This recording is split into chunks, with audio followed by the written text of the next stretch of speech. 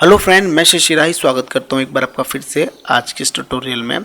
जैसा कि आप थंबनेल देख के जान चुके होंगे हम किस बारे में बात करने वाले हैं। आज हम बात करेंगे पैराग्राफ फॉर्मेटिंग की कुछ एडवांस टिप्स के बारे में। तो चलिए वीडियो शुरू करते हैं। देखिए, जैसा आप लोग जानते हैं कि टेक्स्ट दो तरीके के होते हैं, एक आर्टिस्टिक टेक्स्ट और दूसरा पैराग्राफ टेक्स्ट। ठीक है, पैराग्राफ टेक्स्ट को हम कुछ सही जानकारी ना होने की वजह से हमें इसमें काम करना बड़ा अजीब सा लगता है, बहुत बोरियत सा लगता है, बहुत जटिल लगता है। ठीक है, तो ये जो कुछ इश्यूज़ हैं जो हमें बहुत ज़्यादा मेजर फेस करने पड़ते हैं, वो line line break, page link, और हम जो भी कंटेंट्स हैं इस पर बारी बारी हम सभी पे बात करेंगे। तो हम ले लेते हैं कोई रेफरेंस। ठीक है, तो मैं आपको बता दूं, जैसे कि आप ये जो टूल बॉक्स है, आप इस पर जो आपका टेक्स्ट टूल है आपका, आप इस पर करेंगे क्लिक,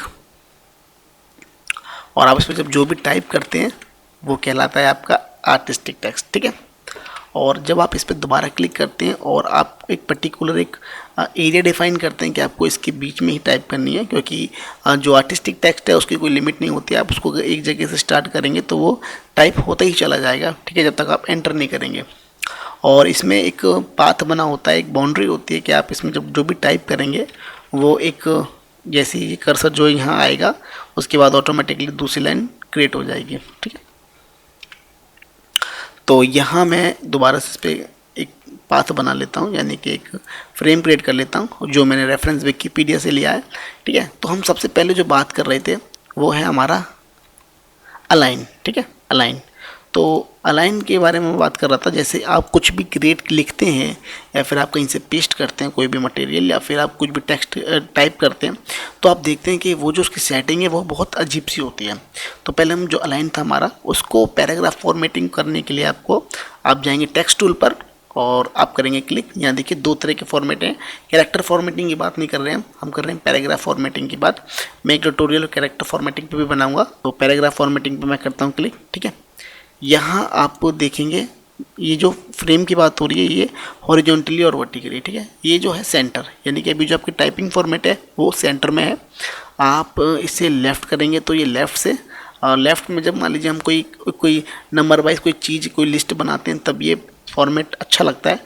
सेंटर का जो यूज़ है हम वो पोएट्री सेक्शन में हम यूज़ करते हैं, और राइट को भी मेजर यूज़, जो उसका राइट का जो यूज़ है वो बहुत रेयर है, काफ़ी ज़्यादा नहीं करते। फुल जस्टिफाई बहुत ज़्यादा सफिशिएंट होता है और बहुत यूज़ होता है ये। देखिए आपने जो टेक्स्ट की सेटिंग देखी होगी, इसे करने से कितना अच्छा लुक आ गया आपके डिज़ाइन में। ठीक है, आपने कर दिया फुल जस्टिफाई। इतना करने के बाद आप देखिए जो अगला ऑप्शन है आपका वर्टिकल, जब आप इस पर क्लिक करें, यानी कि अभी हमारी बात जो हो रही है, ये जो लाइन है ये फ्रेम का लाइन है। यानी कि देखिए अभी जो पोजीशन क्या है, टॉप, यानी कि जो हमारा टेक्स्ट है वो फ्रेम के टॉप पे लिखा हुआ है। अभी मैं करूँगा सेंटर तो वो फ्रेम के सेंटर में आ गया। अभी मैं करूँगा बॉटम तो देखिए वो टेक्स्ट के बॉटम पे आ गया। बट ये जो यूज़ है ये यूज़लेस है। ज़्यादातर मोस्टली जो यूज़ होता है वो आपका टॉप होता है, क्योंकि हमें इतना ही यूज़ करना पड़ता है, बाकी को हम ऐसे करके बंद कर सकते हैं। देखिए इसमें एक इशू ये है कि जब मान लीजिए आपका टेक्स्ट, आपने फ्रेम छोटा क्रिएट किया और आपका टेक्स्ट ज़्यादा है, तो ये आपको इंडिकेट करेगा एक रेड रंग। जब आप बाहर क्लिक कर देंगे तो ये आपको एक रेड रंग का पाथ बना के दिखाएगा। इट्स मीन, इसका मतलब है कि आपका जो टेक्स्ट है वो दबा हुआ है, या तो आप इसको ऐसे अंदर खींच के उसको बाहर निकालें। ठीक है, या फिर आप अपने टेक्स्ट फ्रेम को बड़ा करिए। अगला है आपका स्पेसिंग। स्पेसिंग से क्या मतलब है, यानी कि देखिए इसमें पैराग्राफ एंड लाइन, ये आप हमेशा ये पॉइंट्स और परसेंटेज ऑफ कैरेक्टर हाइट आप हमेशा इस पर ये रखिए, पॉइंट पे ना रखें, आप ये रखें 100%।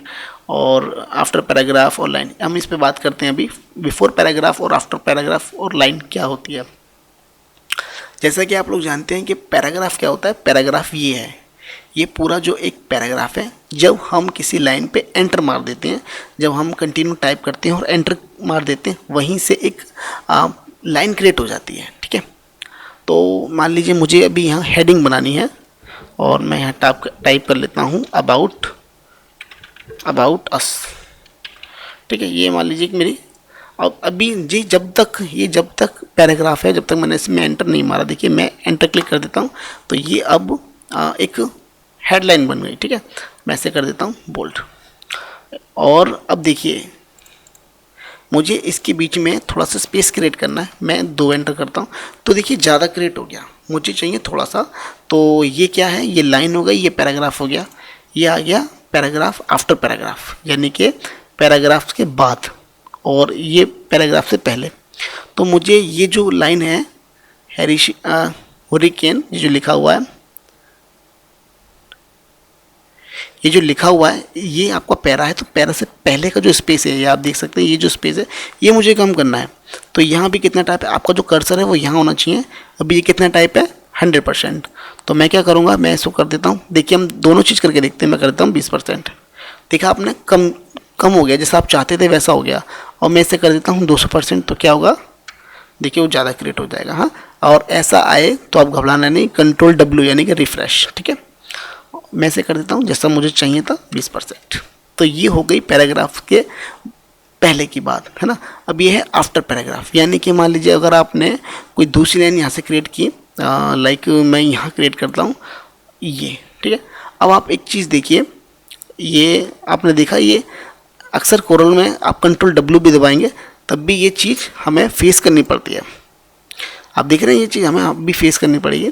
तो आप क्या करेंगे, आप ये जो लाइन है आप इसके पहले लेके आएंगे, और बिफोर पैराग्राफ जो है इसको आप कर देंगे 100%, और कंट्रोल W, देखिए वो बिल्कुल जैसा आप चाहते थे वैसा ही हो गया। ठीक है, आपने एंटर किया, आपने एंटर की दबाई, तो वो लाइन क्रिएट हो गई। अब आपको क्या करना है, देखिए जब आप दोबारा से ऐसे एंटर दबाएंगे तो आप देख रहे हैं कि जो इन दोनों के जो बिफोर और आफ्टर के बीच की जो स्पेस है ये ज़्यादा है। तो जैसा मैंने आपको बताया था कि ये बिफोर पैराग्राफ है। अब आपको क्या करना है, यहाँ आप क्लिक करेंगे, आपको कर्सर यहाँ होना चाहिए। अब इसके नीचे की बात हो रही है, यानी कि इसके बाद की बात हो रही है आफ्टर पैराग्राफ की, तो यहाँ आप कर दीजिए 20%। देखिए आपने 20% किया तो देखिए यहाँ का स्पेस और यहाँ का स्पेस इक्वल हो गया। और अब हम बात कर लेते हैं लाइन की। लाइन को आप मैनुअल भी आप कर सकते हैं, यानी कि आप M दबाएंगे, M से इसका जो शिफ्ट टूल है वो एक्टिव हो जाता है, और आप इसको ऐसे भी एडजस्ट कर सकते हैं। देखिए जब आप यहाँ क्लिक करेंगे तो वो ऑटोमेटिकली यहाँ इस पर इसकी वैल्यू पर फ़र्क पड़ेगा।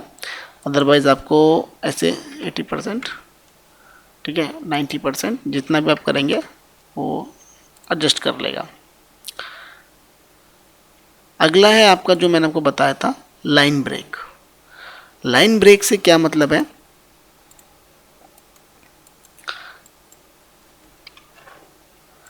देखिए जब हम पोइट्री, ये जो टाइपिंग है, ये जो पोइट्री टाइप है, ये पैराग्राफ फॉर्मेट में ही टाइप है, पैराग्राफ फ्रेम के अंदर टाइप है।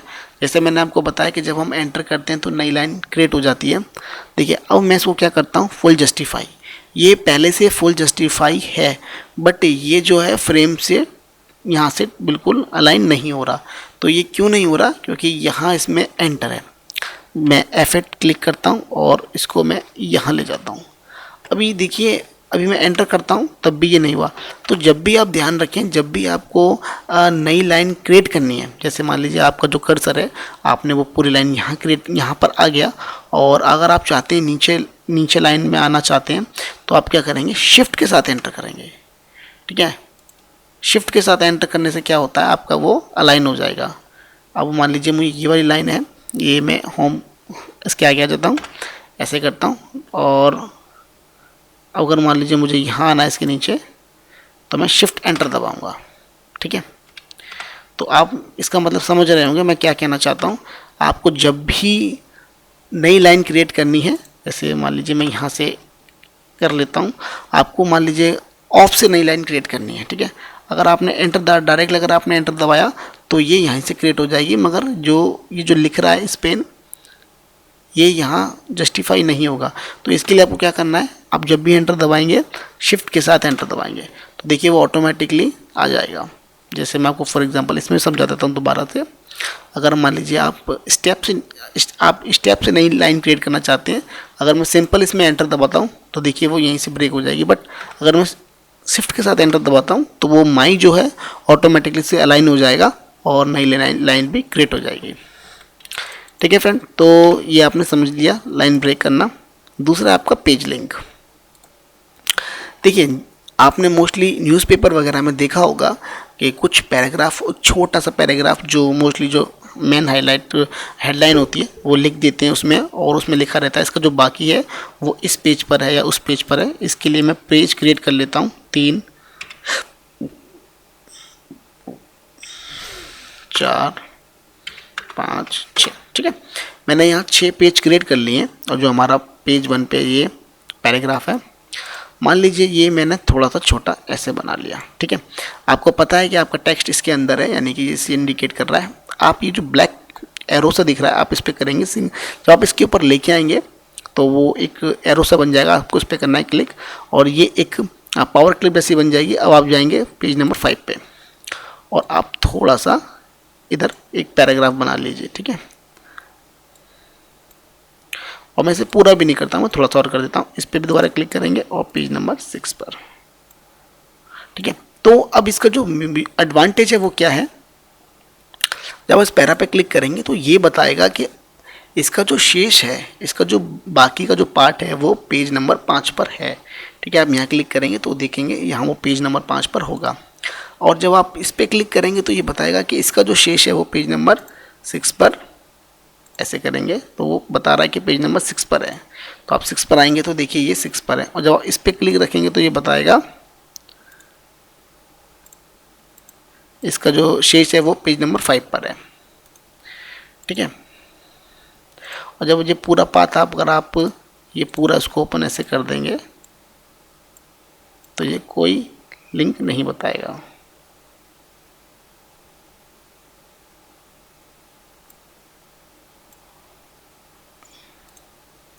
आप पेज नंबर 5 पे आइए और इस फ्रेम को डिलीट कर दीजिए। देखिए अब ये किसी तरीके का कोई आपको लिंक नहीं बताएगा। 6 पे है, 6 का भी हम फ्रेम डिलीट कर देते हैं, अब ये नहीं बताएगा, ठीक है। जो अगला था आपका पेज लिंक, मैंने आपको बता दिया, और लीडिंग एंड कर्निंग स्पेस। बात करते हैं हम इंडेंट की। इंडेंट फर्स्ट लाइन लेफ्ट और राइट, ठीक है। इंडेंट का मतलब क्या है, जैसे कि आपने देखा होगा जब हम पैराग्राफ टाइप करते हैं तो आपने देखा होगा जो वो पैराग्राफ होता है हेडिंग टाइप होने के बाद थोड़ा सा आगे बढ़ा हुआ होता है, यानी कि उससे पहचान होती है कि ये नया पैरा है, ठीक है। हम फर्स्ट लाइन में करते हैं, ये डिपेंड करता है आपके यूनिट्स के ऊपर। जो अगर मान लीजिए आपने सेंटीमीटर में इंचज़ में जो दे रखी हुई, मैं यहाँ करता हूँ उसको 1, तो देखेंगे वो थोड़ा सा आगे बढ़ चुका है। इसे मैं कर देता हूँ आपको फ़र्क दिखाने के लिए 5। तो आपने देखा कि वो इतना इंडेंट जो है अपने आप आगे बढ़ चुका है इतना। अगर आप कोई नई पैराग्राफ टाइप करेंगे तो वो इतना ही आगे बढ़ा हुआ आएगा। फिर है आपका लेफ़्ट लाइन, आप इसको भी 5 करके देखिए, ठीक है। तो देखा आपने जो उसकी जो फर्स्ट लाइन हो गई, उसकी लेफ़्ट लाइन जो है, यानी कि अगर आपका इसका जो इनर कंटेंट है, जैसे आपने देखा होगा जो पैराग्राफ के बाद जैसे 1 2 3 पॉइंट्स होते हैं ये उसमें की जाती है। और आपका जो राइट है इसको भी मैं करके देखता हूँ, तो यहाँ से भी आप इसको, जैसे आपने देखा होगा जो क्वेश्चंस पेपर हम टाइप करते हैं वो यहाँ जाके ख़त्म हो जाता है, और उसके बाद उसमें कितने नंबर लिखने हैं, यानी कि ये जो क्वेश्चन है जो 5 नंबर का है वो यहाँ लिखना होता है। तो वो अलाइनमेंट से इस तरीके की टाइपिंग जी मोस्टली जो न्यूज़पेपर लेआउटिंग के लिए और जिनका जो मैगजीन वर्क है, टाइपिंग का वर्क है, उन लोगों के लिए ये बहुत ज़्यादा यूज़फुल है। ये थी आज की वीडियो। अगर आपको वीडियो पसंद आई हो तो प्लीज़ मेरी वीडियो को लाइक करें, मेरे चैनल को सब्सक्राइब करना ना भूलें। Thank you, thanks for watching.